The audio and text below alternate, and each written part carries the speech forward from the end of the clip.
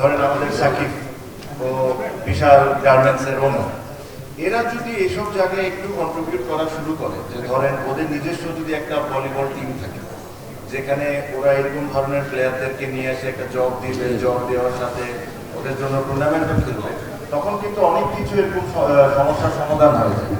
সাথে আরো আমি মনে করি যে ধরেন আমরা একটা স্পোর্টস ইনস্টিটিউট টাইপের যদি করতে পারি, যেখানে অটোমেটিকলি ওই জব ক্রিয়েশনের জন্য এমপ্লয়মেন্টটা বাড়বে, তখন এই সমস্যাগুলো আমি ব্যক্তিগতভাবে মনে করি যে এটা সমাধান করা উচিত। আপনি যদি কিছু বলতেন। কেন বলছি রিফ্রেশিং চেঞ্জ? সারাক্ষণ রাজনৈতিক বক্তব্য দিতে দিতে টায়ার্ড হয়ে গেছে।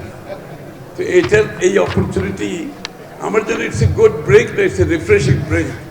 এবং এই জন্য রিফ্রেশিং কারণ এই সাবজেক্টটা স্পোর্টস এবং স্পোর্টসের ফিউচার আমাদের আগামী দিনের বাংলাদেশকে গড়ার জন্য একটা বড় পিলার কিন্তু। এবং আগামীর যে সরকার যারা আসবে আপনাদের ভোটের মাধ্যমে, তাদের জন্য স্পোর্টস নিয়ে সিরিয়াসলি চিন্তা করতে হবে। কারণ স্পোর্টস শুধু খেলাধুলা না, স্পোর্টসের অনেকগুলো দিক আছে। একটা হচ্ছে স্পোর্টসের মাধ্যমে বাংলাদেশের অনেক ছেলে মেয়েদের জীবনের ক্যারিয়ার গঠন করার সুযোগ আছে। ক্যারিয়ার, আমাদের দেশে স্পোর্টস ক্যারিয়ার কেউ করতে চায় না, কারণ এখান থেকে এনাফ আয় করতে পারে না।